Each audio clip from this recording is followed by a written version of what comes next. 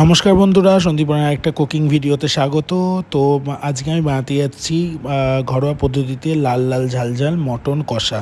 তো বন্ধুরা দেখো কিভাবে বানালাম, তো দেখতে থাকো, এইভাবে সাথে থাকো।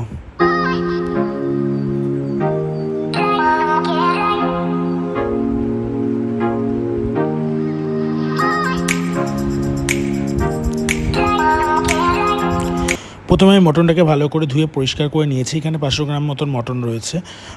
এরপরে আমি হলুদ, একটু কাশ্মীরি লঙ্কার গুঁড়ো, সামান্য জিরের গুঁড়ো আর হচ্ছে টক দই আর সর্ষের তেল দিয়ে ভালো করে ম্যারিনেট করে নেবো। প্রথমে আমি সর্ষের তেলটা দিতে ভুলে গেছিলাম, তো পরে আমি আবার সর্ষের তেলটা দিয়ে ভালো করে ম্যারিনেট করে রেখে দিয়েছিলাম।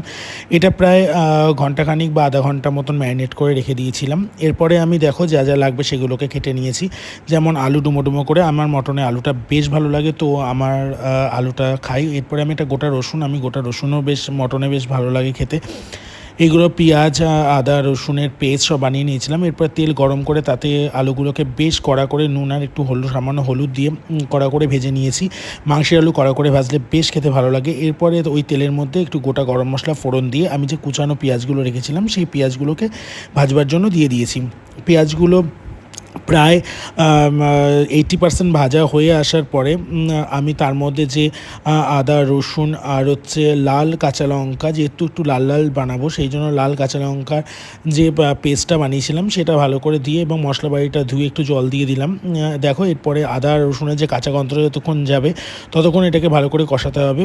দেখো মশলা থেকে আদা রসুনের বেশ গন্ধটা চলে গেছে এবং মশলাটা কষেও গেছে। এরপরে টমেটো কুচি দিয়ে দেবো। টমেটোগুলো আমি কুচো করে রেখেছিলাম। এরপরে সামান্য একটু কাশ্মীরি রেড চিলি পাউডার এবং হলুদ আর একটু লবণ দিয়ে আমি এটাকে ভালো করে এবার কষাতে দেবো, যতক্ষণ না ভালো করে কষে যায় এবং ভালো করে মশলা থেকে তেল ছেড়ে যায়। মশলাগুলো ভালো করে কাঁচা যে গন্ধটা থাকে সেটা যেন চলে যায়। এরপরে আমি ভালো করে মশলাগুলো কষিয়ে নিয়েছি। এরপরে দেখো মশলা থেকে তেল ছেড়ে দিয়েছে। এবার যে আমি ম্যারিনেট করে দিয়েছিলাম মাংসটা, সেই মাংসটা আমি দিয়ে দেবো।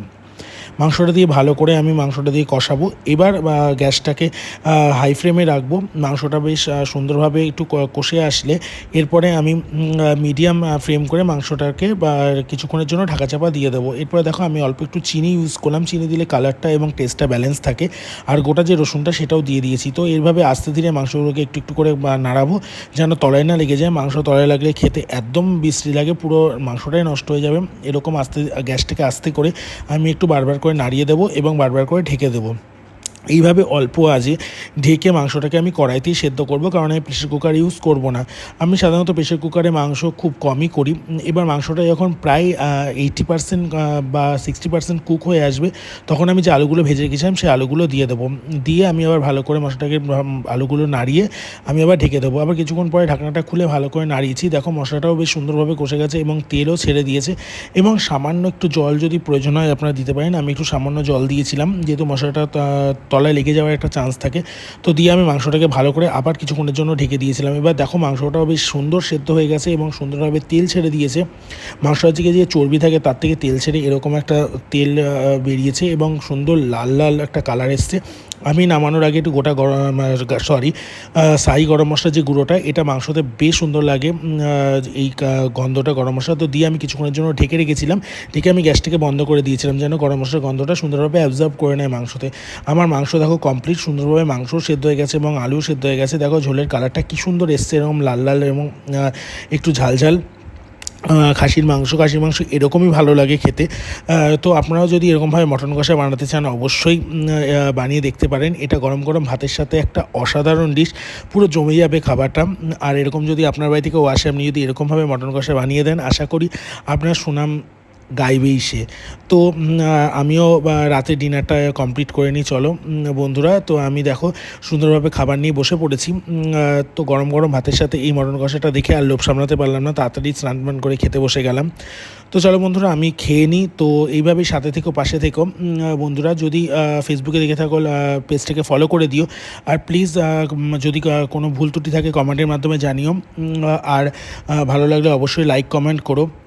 আর যদি পেজটাকে সাবস্ক্রাইব করে দিও যদি ইউটিউবে দেখে থাকো, আর এইভাবেই সাথে থেকো, পাশে থেকো। তো চলো বন্ধুরা, আমি খেয়ে নিই। আর মানে এমনিই প্রচণ্ড গরম, আর মানে আর গরম গরম খাবার খেতে তো দেখো আমি হাত দিয়ে ধরতে পারছি না, এতটাই গরম, মানে হাতে ছ্যাঁকা লাগছে। তো তাও আমি মানে খেয়ে নিচ্ছি, মানে মটন কষা বলে কথা, গরম গরম, আর রাতের ডিনার পুরো জমে গেছে। তো এইভাবে আমি দেখো দাঁত দিয়ে ছিঁড়তে পারছি না, এতটাই গরম। কিন্তু মাংসটা প্রচণ্ড নরম হয়ে গেছিলো, বেশ সুন্দর টেস্ট হয়েছিল খেতে। তো চলো বন্ধুরা, আমি খেয়ে নিই, আর তোমরা এইভাবে পাশে থাকো, সাথে থেকো। নমস্কার বন্ধুরা, আজকের মতন। আর যদি তোমরা কে কীভাবে মটন কষা বানাও অবশ্যই কমেন্টের মাধ্যমে জানিও। তো ভালো থেকো, টাটা।